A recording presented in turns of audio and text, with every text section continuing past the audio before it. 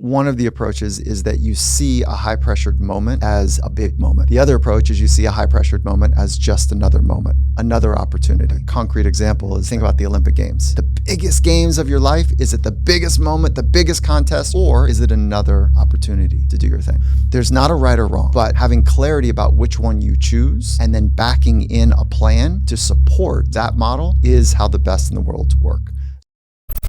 Dr. Michael, or the high performance psychologist, welcome to the podcast. Stoked to be here. Thanks. Very excited. We've got your studio set up, which is amazing. So we've got about 45 minutes, 50 minutes together, kind of talk about mindset, which is what you specialize in, working with people all around the world. I know one of your claims to fame is you helped in the Red Bull jump, which you've spoken about quite a bit.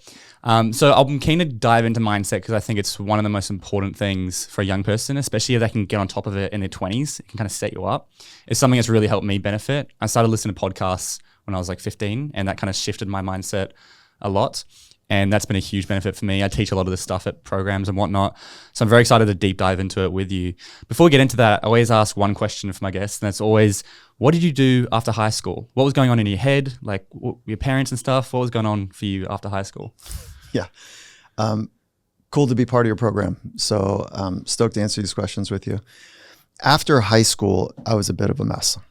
And so I barely got out of high school. And no one in my family had gone to college. So I didn't have a path that was grooved for me. So there was a moment where my parents pulled me aside, and I was in our kitchen, and I grew up surfing. And so they looked at me, it was specifically my mom, and she was like, listen, you got two choices now. You've got to get a job and get out, or you can stay here and go to school, but you got a 0 on your SAT, so you didn't quite figure out how to do this. So you're going to have to go to community college. And I looked and I was like, I mean, what was I thinking? I said, well, I'm not going to community college. And so they're like, well, it's your time then. Get out. Yeah. And so I was young. I was a young high school graduate. I was 17 when I graduated. So it was on the younger side. And I said, wait, hold on. There's another school. And there was this, it was a junior college, but it wasn't a community college. So it was a 2-year university. And it just happened to be right in front of a really good surf break in Southern California. Nice. And they kind of looked and they're like, all right, we'll give it a go, but you've got to really earn it for us to pay for you to go to this thing. And my parents, we didn't have money. This was like a big deal. And I thought for sure. I should clarify, because in America you have to pay up front. Is that right? Yeah. So there's community colleges, which are like free or next to free. And then there's universities, there's private universities, which are somewhere around 60,000 US a year, somewhere in that range. And then there's state schools, which are really good schools as well. Like UCLA is a state school, and they're about, I don't know, I think like 12 grand a year, something like that. Yeah. So anyways, they're like, if you can handle it, we'll take care of it. I knew one thing for sure, that I could go to school and surf at the same time. And surfing would take a precedent. Yeah. So that's kind of how it started. And the next thing that took over for me is that school was really hard because I didn't study in high school. So when I was in the college setting, I was overwhelmed. And it was this moment in time where I could have either slipped into my old pattern, which is like blow school off and go surf. And it felt like it was, looking back, like this really important moment where there was 3 professors. They happened to be best friends, Dr. Kuzio, Dr. Zenka, and Dr. Perkins, a psychologist, a philosopher, and a theologian. And it sounds like I'm going to say a bad joke. Yeah, it does. Yeah. And they saw me coming, and they're like, hey, kid, come here. Like, literally, we want to show you this beautiful world of psychology and the inner world, as they called it. So they started challenging me, and I was like, oh, this is cool. So that was a fork in the road that I picked up, and it was pretty cool. Nice. Yeah. Amazing. Yeah. And I love that because, it's such an expensive thing, like $16,000 a year just to surf, essentially, if you decided to budget off. Well, it wasn't my money, right? So like I had a sense of responsibility to my parents' money, but it wasn't painful for me because there was no tax to me. And so you're right. There's a lot of money, but I didn't feel that pain. It wasn't mine. And so for you, that was like your kind of fork in the road moment. You had you could have just splurged and gone surfing, but you decided to go down this route and take advice of the professors and dive into the world of psychology. Yeah. And there was one other variable, which is my now wife, at the time girlfriend, her family was super well educated. And they kept dropping these little seeds. And now looking back, it was really thoughtful of them. They're like, you could be great at school. Like you could really do, once you find what you're interested in. And so I got an F in high school in psychology. Right. And I keep that report card in what's called the DSM. So the DSM is like the big book of all of diagnoses in psychology. It's the manual, diagnostic and statistical manual for psychology. So I keep my high school report card in there as a reminder, like you can start anywhere. Yeah. And, one of the things we talk a lot about are like your beliefs. And your beliefs are formed by references you have in the past, right? They say often from 0 to 7, 90% of who you are is developed. And that's a big thing I've been talking about a lot with young people. And so for you to get such shit results, Fs and stuff, you would have had the belief that you're not good at school and you can't study. And so why even bother trying? Okay, that's a good point, because 0 to 7, I felt like it was a very different experience for me. I had, it feels like that people poured into me at that developmental age. I had Mother Nature, because I grew up on a rural village where we didn't have streetlights, we didn't have like neighbors really. So it was my parents dropped out, so they were hippies that dropped out, yeah. And so I had that experience. So I got poured into from 0 to 7, where I felt like I could do anything. Right. Yeah. So you're right on that. And then it changed when I got to the city, and all of a sudden I was this kind of country hick dropout kid. My parents moved to California, and now it's a fish out of water. I was different.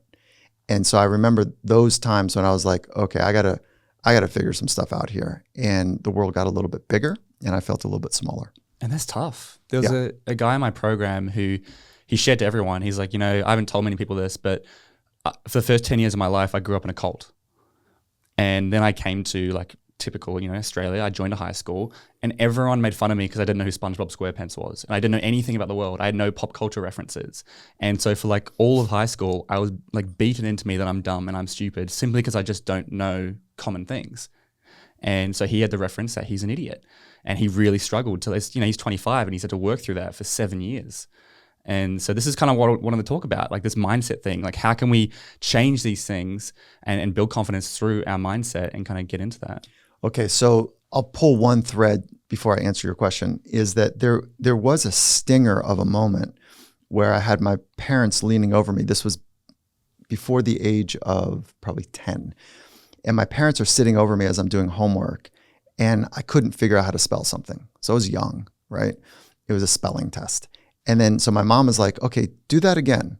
And she was like a little frustrated, but patiently kind of with me. And then my dad, kind of pops in behind, and he's like, I think he's just stupid. So that stinger of a moment did stick with me for a long time. No wonder that like I ended up going as far as a human can go in formal education. Yeah. Right. Like there was a little bit of a stinger driving that. So, well, have you read Brene Brown's work? Of course. Yeah. There's a story in, I think, Daring Greatly that I love. And she's talking about how she was interviewing someone who's 35. And this guy was like, I knew when I was 11 years old, all I wanted to do was be an artist. And I drew art every day. And one day I was in the kitchen and I had an artwork on the fridge. And my uncle walks in and he points to my dad and says, oh, what are you raising? A faggot, son? And then his dad kind of like laughs and like takes it off the fridge. And then Eva's mother was like, and kind of said, yeah, it's a little bit girly, and cancelled his art classes. And he's sitting there getting emotional with her. And he's like, I'm 35 years old now. I'm an accountant. And that was the last day I ever drew something. It's like one stinger of a moment, as you said, one reference that's so powerful, it can like traumatize you. 100%. And like, how do we get over that? How do we, I always say build new positive references to outweigh the old negative ones. Okay, so that is definitely a route that you can go. However, some of those old wounds are so big that I think there's a two-prong approach, right? So the first, and the order that you take these, I'm not prescribing an order, but there's two things to go after. One is to square up with that original trauma. And what I mean by square up with it, go examine it, go understand it, go understand how that has impacted how you think now, how you've thought for a long time, and how those thoughts and emotions work together, and what the triggers for those thoughts and emotions are. So it really is looking at your thoughts, your emotions, the triggers for those two, and then the downstream behaviors. Okay. So if you think about those 4 things, that's what a good self-discovery process would look like. And then I think it's really tough to do by yourself. You could do it. And so just like you and I could figure out, I know you're going to New York soon. Yeah. You and I could figure out how to walk to New York by ourselves. Right? We could figure it out. It'd be a lot easier if we called a friend that had walked it 100,000 times and said, hey, tell us about how to get there. And then walked with him. That's exactly right. You know, and then that person says, oh yeah, even if they say, I'll go with you as a guide, like it costs me some money, that I would take that up, right? And if they said, hey, I'll walk with you just because I like you, that's cool too. So what we're talking about is the difference between like a trained professional, like a psychologist, right? And or somebody who is just a badass mentor. And they're like in it with you. And so I think the self-discovery process you can do by yourself. It's a little bit easier when you've got some support, and I would go that way. I think it's so much easier, even if it's someone who just to bounce ideas off and talk through with someone. That's how I work. I love, when I'm mapping out presentations, I could have anyone sitting across me, and just having them there to just bounce ideas helps. It's easier when I got my friend who's like a presenting coach, definitely. But it's even just having a random person there just helps because that's how I work. So you're an extrovert. Yes, I am. Yeah. I just like bouncing ideas off people. It just makes it easier because they bring in different perspectives. And I'm like, oh, I didn't think about that. And so like with this, I would find it way easier. Yes, I could sit here and analyze, let's say something that happened to me. My example of that would be I didn't get someone call me stupid, but we had this test in math. And every class we went from level 1 to level 2 to level 3. And the first 14 levels were easy. But we hit 14 and I stopped there and everyone else kept going. They got all the way to 30. For like 3-4 weeks, I was still stuck on 14. I just couldn't do it quick enough because it was like a 3-minute test. And that was my kind of like, you're an idiot. And so at math specifically. So you adopted a narrative. Yep. I'm an idiot. Yep. Specifically at math, but also I just didn't think I was very good at school in general as well. So how did that moment shape, and that thought in particular shape the next handful of years for you? I never really tried a math because I figured I just sucked. So what's the point in trying if you're not good at it? Well, yeah, because there's so much on the line. Yeah. Right? Because like, why would I put myself into that situation again? Yeah. So here's the magic, right? So your first response was, I'm an idiot. Okay. So there could be 1,000 other responses, right? What would, if you had, how old were you? 9, 10. Okay. So if you were coaching a 10-year-old and it was a blank slate, tabula rasa, they didn't know kind of which direction to go on their thinking, what would you hope they would say during that experience? How can I be better? There you go. So curiosity, right, so instead of self-critique, it's curiosity. So we've always got that choice, but for whatever reason, you in particular and many of us, we find that the choice that's easier to make is a self-critical choice.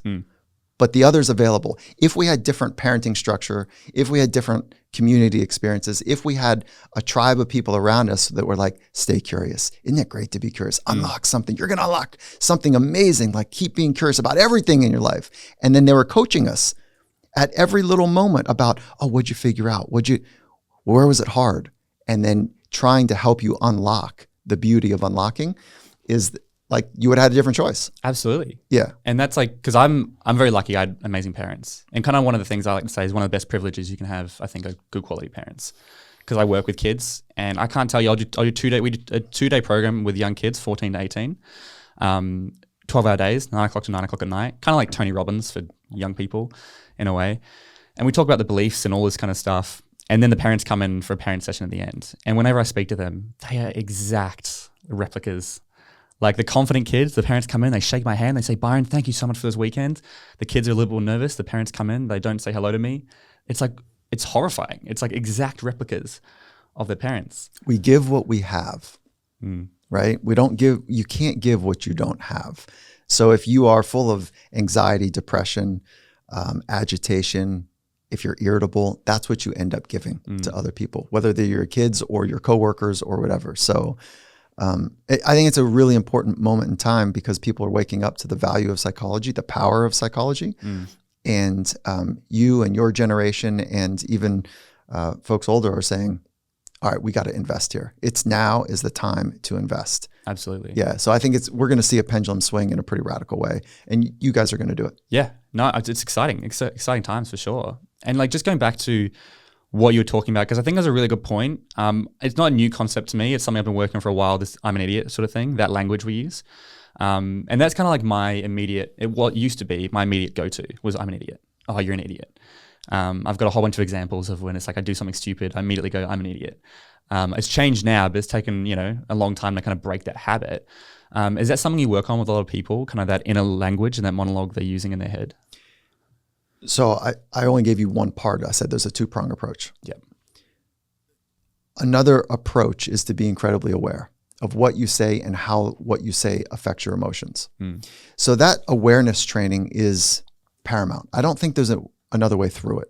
I do think we need to increase our awareness. And then you can be prescriptive. You can be purposeful with what you say to yourself. And we call that front loading.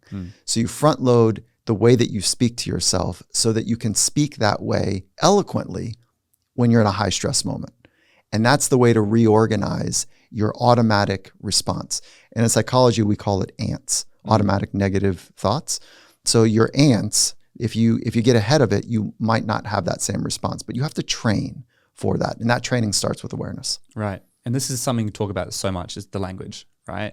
You've probably heard it like thoughts dictate your feelings, feelings dictate your actions, and actions dictate the results you get in life. And so if you want to get better results, start with your thoughts, changing your better thoughts. Because I think that's a really important point. If you can get control of that now, when you're in high stress situations, you've been training yourself to handle that. And that's where you work with athletes and all those kind of high performers for those moments, those high stress moments. Is that right? That's exactly right. Yeah. And so there's two ways to approach this as well. One of the approaches is that you see a high pressured moment as a big moment. The other approach is you see a high pressured moment as just another moment, another opportunity. And so when you think about a concrete example is that you think about the Olympic Games. Is that the biggest games of your life? Is it the biggest moment, the biggest contest, or is it another opportunity to do your thing? There's not a right or wrong, but having clarity about which one you choose and then backing in a plan to support that model is how the best in the world work. So they make a decision up front. I'm going to see the games as just another opportunity. Or they say, I'm going to see the games as the biggest show on earth, and I'm going to train to have great chaos in my life. I'm going to train to make sure practice is the most intense practice you could ever have.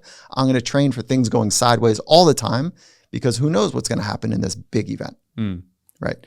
And so it's a philosophy and then it's a choice, and then you back in from that, the training approach. And you're saying there's no right or wrong. There's no right or wrong. It depends on the person. Yeah, 100%. And I would also soften the idea that thoughts dictate feelings, and then feelings dictate responses, and responses dictate results.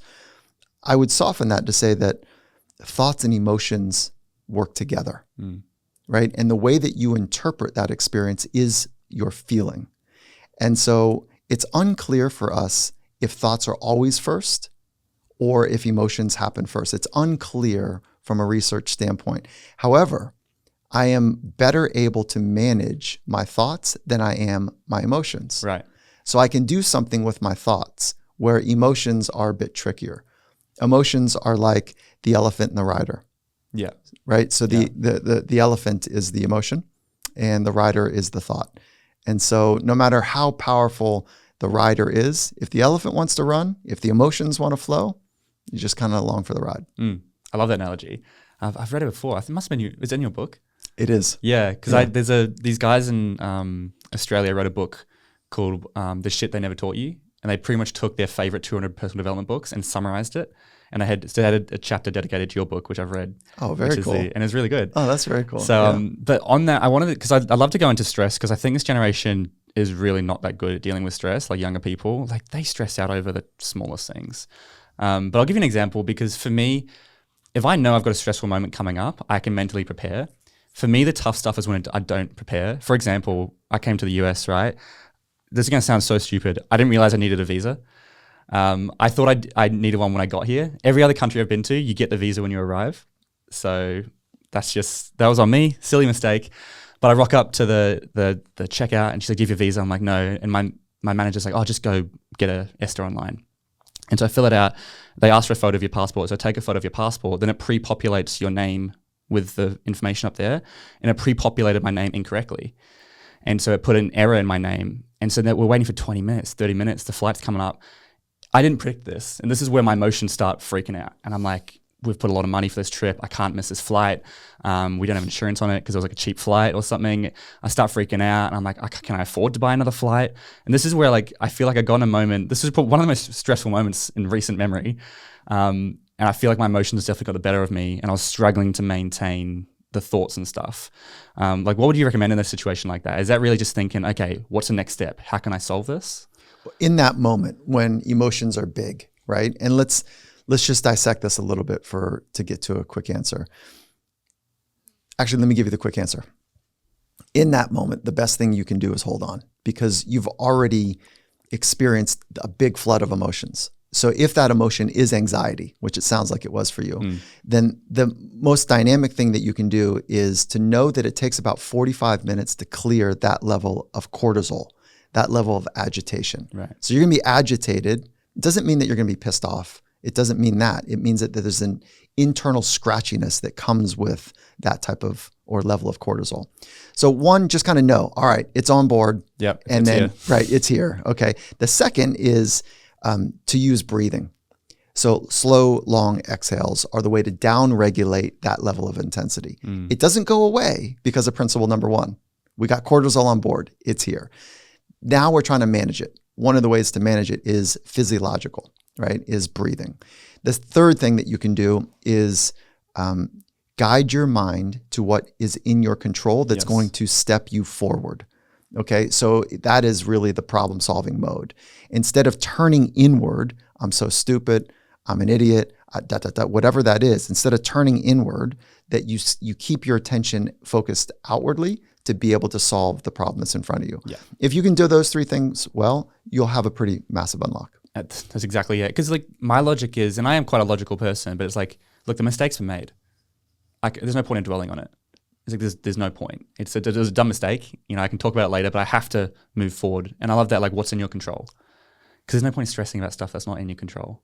Well, but what ends up happening for people is and myself included, when there's a big flood of emotions and it's a bit overwhelming, and you don't get that very often. So you're unpracticed. If you don't design your life to purposely put yourself in high pressured, high stress, high emotional circumstances, which is what elite athletes do every day. That's what they do day in and day out. They fundamentally design their life to be right at the center of a high stress moment because they know that they need to be great in those moments. They want to be great in those moments. So they purposely design it. Where the rest of us, we're caught off guard. It's a surprise to us. So what happens in high stress moments for most people when there's a big flood of emotions is they do this self-preserving thing, is they go, oh my God, everyone's seeing me. Everyone's noticing that I'm sweating, I'm shaking, my skin has changed colors, and they're judging me. So it becomes a management of image more than it becomes down-regulating and driving towards a best solution. And so when you've got that secondary game that's happening, I got to look cool. I got to show that it's not fazing me. Or if they are, I'm going to do something to not have them judge me. I'm going to get big and be aggressive as opposed to look, emotionally weak, if you will. That secondary game pulls the eye, off the prize, and it becomes really complicated at that point. Right. So you're saying a lot of people will focus more on how they're perceived by others. 100%. Than how they actually are. That's exactly regulating themselves. Yeah. Wait. Say that. Say it again. What you're saying there is people are in this high stress scenario will often be more focused on how other people perceive them. That's exactly right. Rather than like what they're actually doing to manage it. 100%. Right. And so it's it's like a secondary game. The primary game is to downregulate and drive your mind to a good step forward, right? Be in control to your best ability. When you're playing a secondary game, it's like we're playing baseball or some sport and the pitcher's throwing two balls at the same time. That doesn't happen. Right? They throw one at the same time. But if you're thinking about the last pitch that was thrown and you're thinking about all the other things other than the ball, it's like you're trying to hit two things at the same time. Right. So it's It's a ridiculous way of doing it from a performance standpoint. But the bigger question is, why do we do that? The reason we do that is because if we look a certain way that is unfavorable to other people, we increase the chance that they reject us. They kick us out of the tribe. It's less about, am I going to get to the US on this flight? And it's like an idiot. Yeah. Right. And if people reject us, then, it's survival's really hard as a solo sport. And so. Well, I can tell you thoughts in that moment, thoughts were, if I have to go home, my mate who's catching the flight tomorrow, I'm going to go home and see him. My employees were at our office. And I was like, they know I'm not supposed to be on a flight. Like, just knock on the door. Yeah, I missed it because I didn't get a visa. Like, how dumb am I going to look? That was going through my head for sure. 100%. And I think that's just, part of it. But again, I think it's a really good point, pointing out how people perceive you. Because I think, especially for this generation, with the social media generation, right? We do so much based on how we're perceived and status and how we want to be seen. But really, it's just focusing on yourself, as you said, through breathing and through controlling of what the next steps are. So there's a concept that I want to share with you called FOPO, fear of people's opinions. And I think it's the number one constrictor of human potential, is this undercurrent fear of trying to manage what they might think of me. And if we're trying to get ahead of what the other person might be thinking, so what we end up doing is we conform, we people please, we might contort, we might change the way we talk or dress or do any activity to try to be approved and to avoid rejection. So fear of people's opinions is one of the greatest constrictors of human potential. Absolutely. Like, that's especially for this generation, because whenever I talk about career advice, something I'm very passionate about, especially for like 18, 19, 21-year-olds, I talk about the status game, which is a big part of people's opinions. Why do we go to be an engineer or a lawyer or a doctor? Is it because you love it and you want to do it? Or is it because your parents want you to? Or it's a high status role, which means you're going to feel good. You can get the nice watch and all that sort of things. So I haven't heard that before, FOPO. It's a good one though. I'm going to use that for sure. It's so relevant to younger people because the online, right? Everything we do is online. Like high school is crazy. Everything is for like being perceived in a certain way. So FOPO has been around for a long time, right? Because we have these ancient brains trying to solve modern dilemmas. Our ancient brain was trying to figure out how to be part of a tribe and to be a contributing member. And if you got kicked out of the tribe, it was certainly a dangerous way of living. You couldn't survive on your own hundreds of thousands of years ago. So what's happening now is, let's just say 15 years ago, we didn't have the same challenges that people have today. What was happening 15, 20 years ago is if you didn't go to a party or you weren't asked to go to a party, nobody knew. You just weren't there. And it wasn't this thing. Maybe you had something else you had to do. Maybe you're at a better party. We don't know. That's why FOMO came out as a first concept, fear of missing out. But now it's so public. And if you're not at that party and people have posted about it, and if you don't have the cool whatever and people are posting about it, then it's this fear of people's opinions has been immensely magnified over the last handful of years. It's brutal.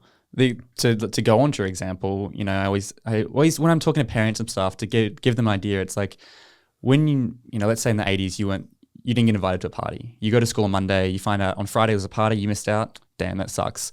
Whereas now you see on Friday night on everyone's Snapchat stories, everyone drinking and getting drunk and having fun, and you're not invited. Then on Monday, the professional photographer releases the photo album of all the curated photos on Facebook. This is like my experience. And you're like, holy shit, why wasn't I invited? And so again, it's just magnified and like shoved down your throat that, look, you weren't here, you weren't cool enough, or whatever it was, whatever bullshit it was for that, people's opinions. And for me, like starting TikTok was a huge thing for people's opinions. I started in 2020 when COVID hit, and it was very much still a dancing app. There wasn't many people doing educational content with podcasts. Now podcast is very popular on the app. And I remember the only reason I was comfortable posting on TikTok is because no one followed me. And it was like a blank slate. There was none of my friends knew about it. And by the time they knew about it, I had 50,000 followers. And it was like, oh, well, now I've got the following. It's not embarrassing. I'm still posting the same content. And so the fear of people's opinions will cripple so many people. I think it's one of the greatest constrictors, one of the great thieves Absolutely. Of potential. Absolutely. And so what do you think, what are some strategies we can come up with to help young people overcome that? Is it just putting yourself out there more and like baby steps? It's a good question because its origins are built around anxiety or anxiousness. So many of the same principles that would hold true for somebody who's struggling with a deeper anxiety, this would also present as a healthy but small, non-clinical anxiety. So how do we work with it? The easy answer is you got to just square up with it and say, like, I'm going to stop giving a fuck what they think of me. Like, I'm not going to let how they think of me, how they might think of me, affect the choices that I make. And so it is a rite of passage in some respects. And the counterintuitive thing is we are so attracted to people that are beating to their own drum, that they are living their authentic way, whatever that means to the person. It is so attractive that counterintuitively it ends up being the great inoculation, is to say, I got to stop doing this. Yeah. And so it does start with a decision. Once you make that decision, there's a whole host of things that you can do once you are aware of that you're falling into the old habit of managing what they might be thinking. And when you are aware of it, the recommendation is to celebrate, like, oh, I see. Okay, I'm actually saying this or doing that so that I'll be liked. And then so celebrate that moment that you figured something out, and then make a small choice, to course correct back to like who you really are. Yeah, absolutely. And it links into one of the things you talk about, like wearing masks, right? We all wear different masks with your family or your friends, or when you're out drinking, or when you're at work or whatever. It's like, how often is your mask off and you're just authentically you? And that's the type of people you want to be around. As you said, when you meet people like that, they're very attractive. Not, sexy or whatever, but like to be around. Oh, I think it even can be that. Because because it's just so amazing when you're around somebody that is that free. Yeah. And free of what? Free of not caring. Judgment. Free of not being critiqued. Free of like, you nailed it. They're just free from worrying about what other people are going to think potentially about their choices. Something my friend and I would do is like kind of almost like exposure therapy in a way to build ourselves up to it. Is sometimes, like, I recognize some of my clips, especially podcasting clips, can be taken out of context. And sometimes it's like, I've had some videos where I'm like, oh, I don't know if I should post this one. It's a little bit cringy. Like, it just makes me look like a little bit, is it just don't want to be one of those guys? I'm like, you know what? I'm just going to post it. Not because I want to put it out there, but because I want to get used to that feeling of putting it out there. I've had some videos. My biggest video, I have a consent podcast on sexual assault education. Cool. And we had a video just go wildly viral, like 23 million views. And that got like 50,000 comments. And that level of, that kind of almost just burnt me, where I was just like, all right, after that, once I got through that, I had to do some work with my mum and stuff because it was a lot. But once I got through that, I was like, I just don't care what people say anymore. Because I've had it so much of it. I feel like I'm immune to it now. And it is a very freeing perspective to get into. I care about the important people in my life, what they think of me, because I value their judgments, but just everyday people online, again, what was it? FOPO. Yeah, that's it. I think a fun way to think about this is that people's opinions do matter, because if you're trying to get into a job or an event or something that is important to you, and somebody that's a gatekeeper doesn't like you. Yeah. Okay, so they hold some power. So there is like this thin line between people's opinions actually do and can materially affect your experiences in life. So, but I don't want to get caught there, because now I think we're trying to thin slice or manage something in a bit of a dangerous way. I think the first order of business is to say, I need to stop. I need to really stop over-indexing on what people think. And one way to do it, though, is to be clear about the opinions of people that do matter. So not the doorman at a club, okay, or whatever that we can create as an analogy. But think about a round table of 8 people, and I think even smaller, maybe 6. Who are the 8, 6, 4 people in your life? Exactly. And they have to meet some criteria for them to make it at that table. They have to have my best interest in their heart. So they're really committed to, and I have to feel that there's some history that we have where I know that they have my best interest. The second is they've done something in their life where they've been at the center of the amphitheater and they've had arrows shot at them. They know what that feels like, to your point.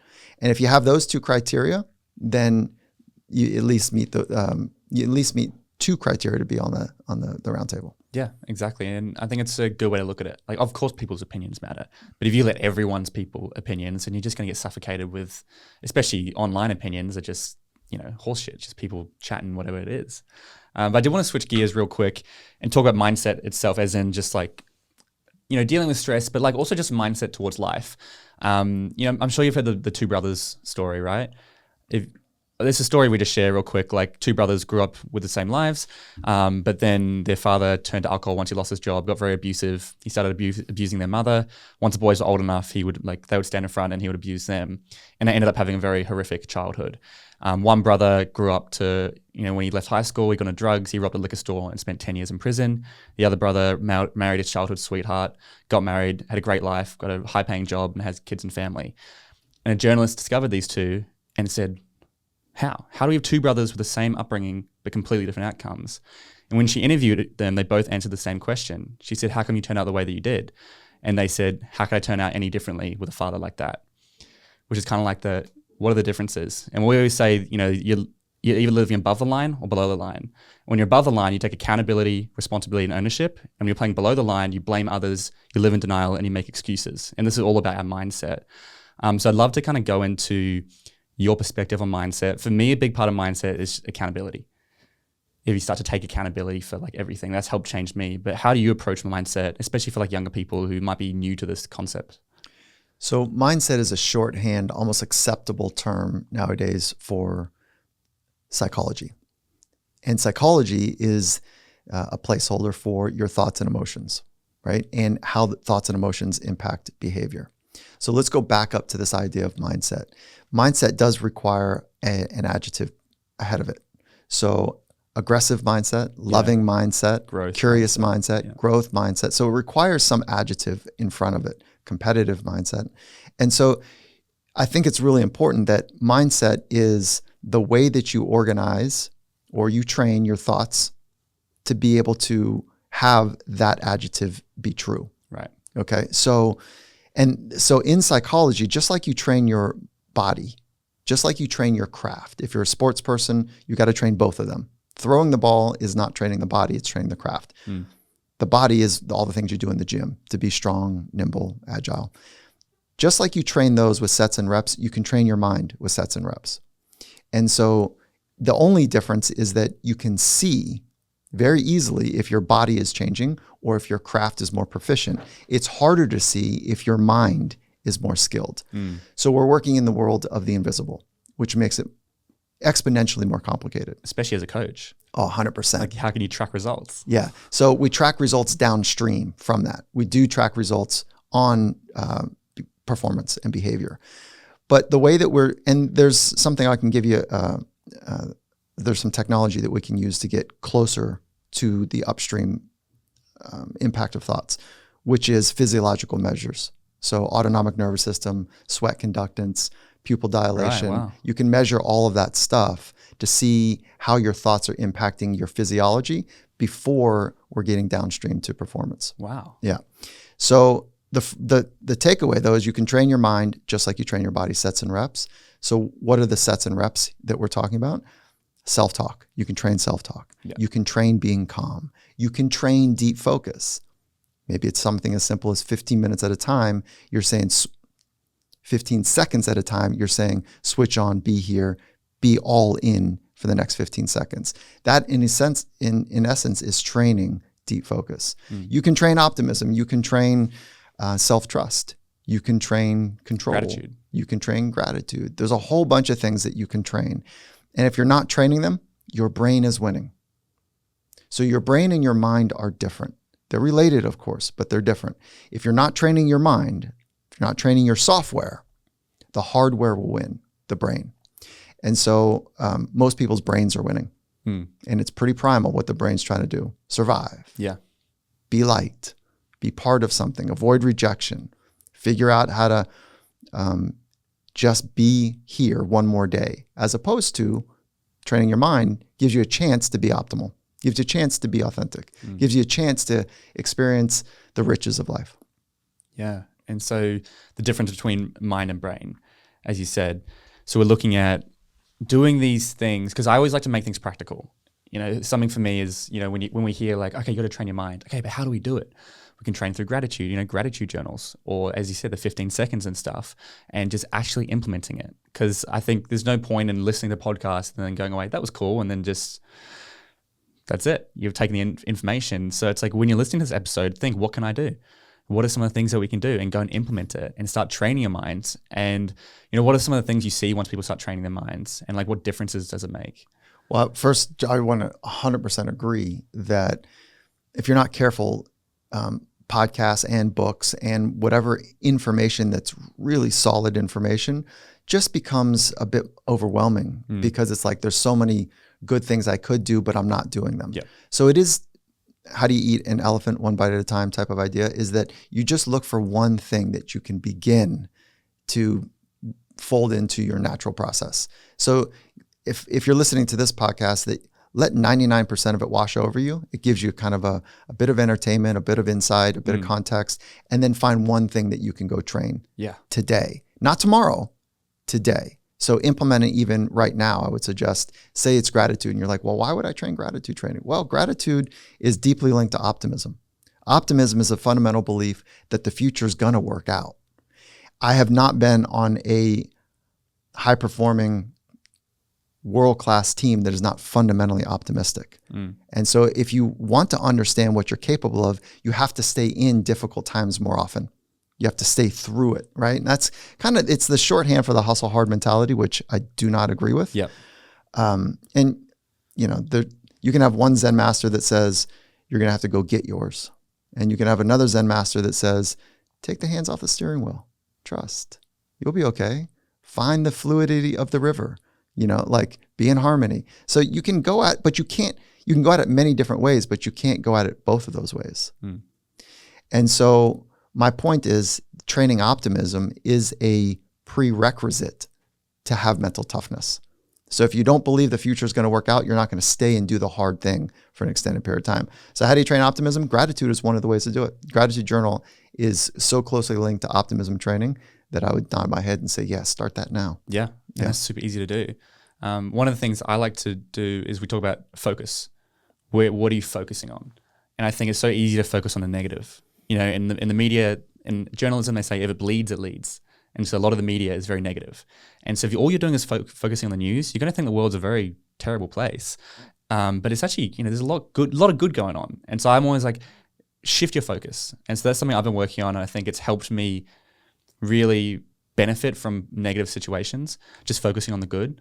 I always share the story, when I was 10 years old, I grew up in New Zealand actually, and then I moved to Australia, and I was in Christchurch, and I was at my granddad's house, and my parents woke up at like 1 a.m. and I could hear all this chaos going on. I was like, what's going on?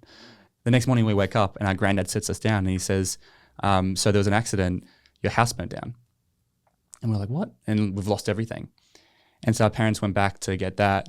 And then I say, this happened on Christmas Eve. And everyone always goes, oh, Christmas Eve, how unfortunate. And that was my belief for a long time. But I switched it when I went, Christmas Eve, that was the best time for it to ever happen. Because what's the 1 week a year when we're not at home, but we're at our granddad's house? And it was an electrical failure at home, which means it probably would have happened whether we were there or not. And so we weren't there, which means we survived. And so rather than focusing on losing everything that we ever had, I'm like, well, at least we're alive. That's kind of my perspective, to give like a practical example of me trying to implement these ideas. I love the concreteness of it. And I'm going to give you a fun example. My father-in-law, he came to the United States with $20 in his pocket when he was 15, right? Wow. By himself. And he figured it out. Yeah. He's got, in his home, he's got an ocean view from every window in his home. Every room in his home has an ocean view. So he did it. $20, didn't speak the language. When he got here, he signed up for school, and they're like, "Oh, you need to go back and take 9th grade." And so he's like, "I can't really do that," because he was in 10th grade at the time. He says, "You can't do that." He says, "I can't do that because I got to have a job, and so I got to figure out how to get through high school faster." So he dropped out. He really cracked it open. And here's the insight. My father-in-law sees a homeless person at the corner of our grocery store, And he's there every morning, and it's cold, and he's in a wheelchair, he's bundled up, and we all know that he's got a nice Chrysler car. Yeah. Okay. And so he parks it like just a couple feet away. And so it's like, I don't know, 50-50 that he's hustling, 50-50 that he's really struggling. But he's making a choice that this is how he's going to figure out how to have some food or money or something. So it's a tough go, no matter whether it's a hustle game or not. It's a tough go. So my father-in-law chooses to look at that and go, I know what it's like. And he says, what joy do I get by going into the grocery store? I can pick anything that I want. And what joy do I get knowing that I'm going to be able to give something to this gentleman? As opposed to, you know what? This guy's trying to hustle. This guy's trying to get over. Like, we shouldn't allow this, to happen here. This is uncool, da, da, da, da. So the pessimism, the critique, the bite, as opposed to, I actually, no matter what the circumstances, I'm going to give a gift. And that gift is, a gift to me as well. Right? And so anyways, you can see just about anything from multiple points of view. You're in control of it. Yeah. You're in control of how you choose. And your automatic default is a representation of your psychological training. If you've got great psychological skills training, if you are really invested in having a great bit of software run your system, then when you are met with a moment, whatever that moment is, you'll default to the programming. You default to either optimism, or you default to gratitude, or you default to curiosity, as opposed to defaulting to frustration, intolerance, self-critique. And it's your choice. Something else I would say, and I'd love to get your opinion on, is like, my whole ethos is building community. That's what my program's about. I do intakes of 100 people at a time. We do bushwalks, house parties, educational workshops, and we build these, like, the connections I've seen have been incredible. That guy who shared about being in a cult, he shared that to 50 people on a Zoom, and he was crying while he did it. And I would say, if you want to shift your mindset, it's going to be so difficult if you've got negative, pessimistic people around you, because every time, if you guys are stuck in traffic and then you get home, all you're going to do is complain about the traffic, or if something bad happens, you all feed off each other. And I see it happen quite a lot. What are your opinions on relating to mindset, the people you have around you? Well, I'll go one step further than an opinion. And we know that couples that are in an abusive relationship, with just a handful of months, their brain changes. Right. So the parts of the brain that are designed for survival and threat management increase. They get stronger. And so they're more sensitive to just the smallest disturbance in behaviors. And that can be a look, a glance, and ignoring, because they're trying to predict their safety. So just within a handful of months, the actual brain tissue changes in brains. So now magnify that. If you're in a small group of people or larger group of people that see things in, I don't know, critical, contemptuous ways. And so if the default from your community is keeping you small by blaming other people, that's the default that you're going to have. So community is incredibly powerful. And we know that from elite sport, that teams that condition and train their mind to be curious, to stay in it, to be basically what I'm saying, optimistic and confident, and have the regulation skills to be calm, those are the teams that we want to bet on. Those are the teams that don't get rattled.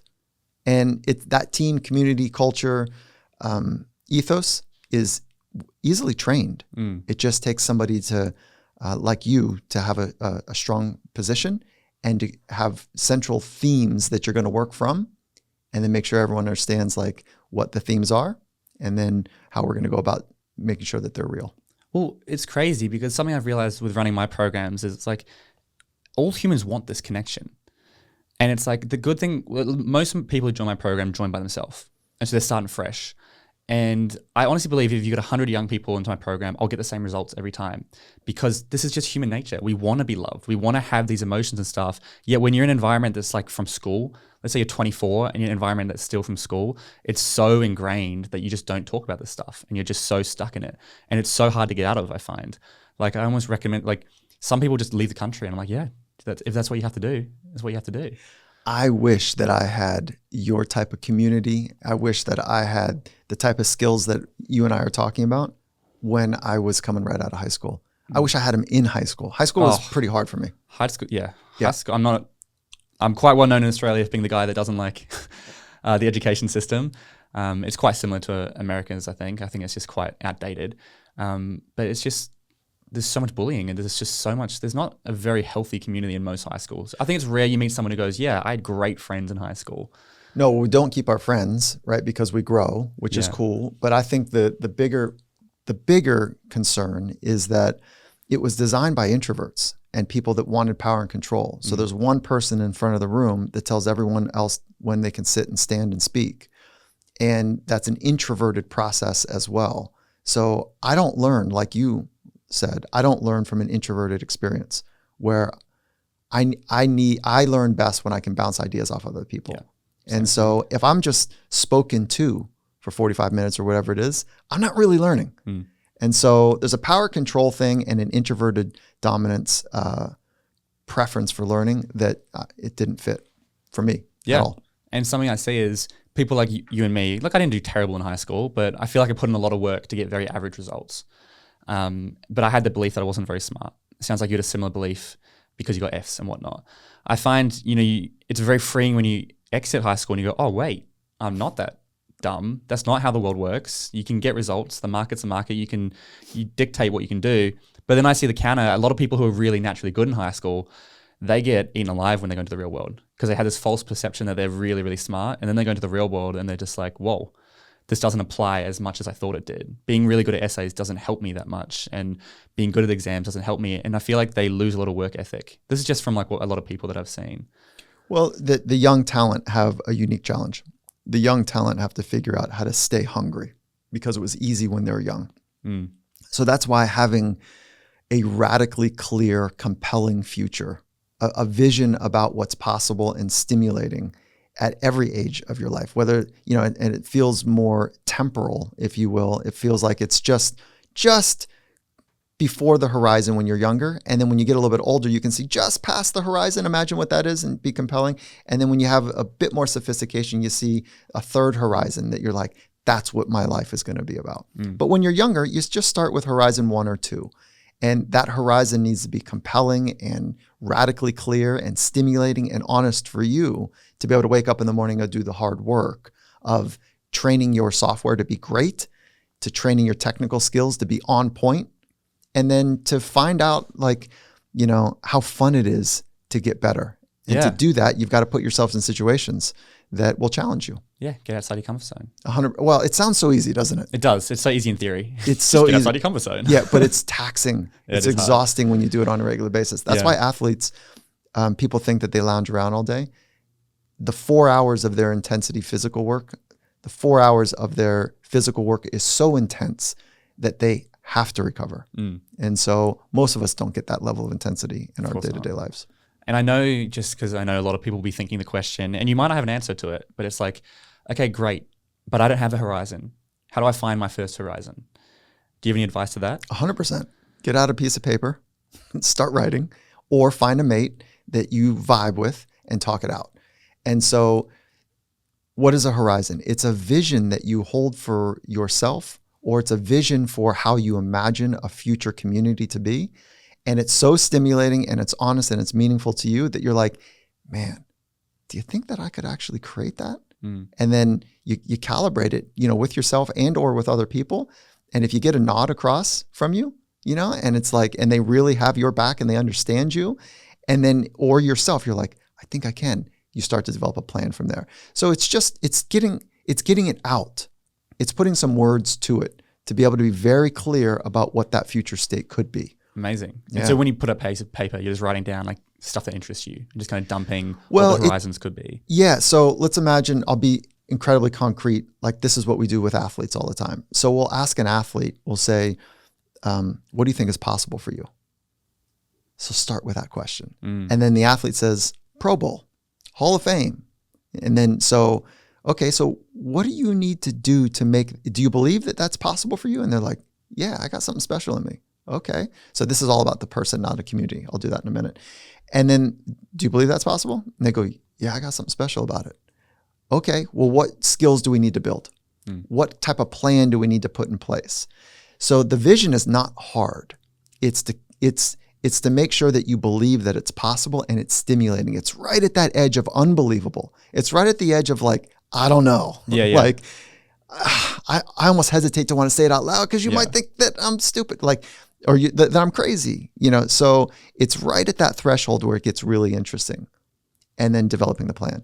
And you can do this, if you don't want to do it for yourself, you can think about for your community, a community, which is, I think, what you've done. Yeah. Is you've created a vision of a community that you'd like to see built. Yeah. Because you didn't have it. Yeah, pretty much. That's it. The So first you already 3-4 know years. how to do this. So I would say, what is your process? How did you do it? For me, I mean, again, I think linking back to just get outside the comfort zone. I just kept doing that. And then But why were you doing it? Well, I guess for me, why I created the community was because, as you said, I didn't have that when I was younger. And I kept seeing so many lonely young people, specifically in Sydney. And I kept seeing it time and time again. They're like, I've done a 5-year degree. I have no friends. I was like, how the fuck is that possible? So what you did is you identified a problem. Yeah. And then you thought about that problem and you said, I can use my imagination and imagine a solution. Yes. Okay. And then if you were to say it or write it down or share it with somebody, it's incredibly clear for you now, but it maybe wasn't as clear as it was 2 years ago. No, it's clear because I've spent 2 years identifying it and building it out. So the answer to your question is that you've got to use that big brain and that mind of yours to think about a compelling future. If you can figure out the problem that you're trying to solve, that's cool for the community standpoint, but then you got to work on getting it clear.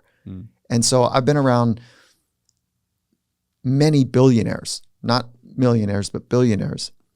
And one of the things that I feel that they're doing on a regular basis is they're practicing with me about their future. It doesn't matter that it's me or somebody else, but they're gripped by this thing that they're trying to unlock or solve, or the future that they are working towards. Is that who's ever at a dinner table, who's ever at a coffee shop, if they're going to have a conversation, it really will end up turning into that conversation. It's so important to them. They're all in about it. And so that's a tell. That's an important tell when you're around people that have had any level of massive success. And again, my thing is for anyone who's in their 20s, like if it takes you 10 years in your 20s to find this, you're 30. Great. Like there's no rush. Use your 20s, use this time to figure out this stuff. What is your horizon? It's not easy. If it was easy, then we'd all have one. And you can chunk it, you can practice it. So you don't have to think about like your horizon for 3 years. You could think about your horizon for today. What does a great day today look like? What does a living masterpiece today look like? And if you started to think about that every morning, what does a living masterpiece for me today look like? Then you'd be practicing. Training the mind. You'd be practicing. Yeah, I love that. Well, thank you so much for coming on the show. We got like 1 or 2 more minutes. Before we wrap up, I got one final question. And that is simply, what advice would you give to an 18-year-old today? Oh, I cannot do that. I cannot give advice because I'll tell you why. Is because I can't stand advice personally.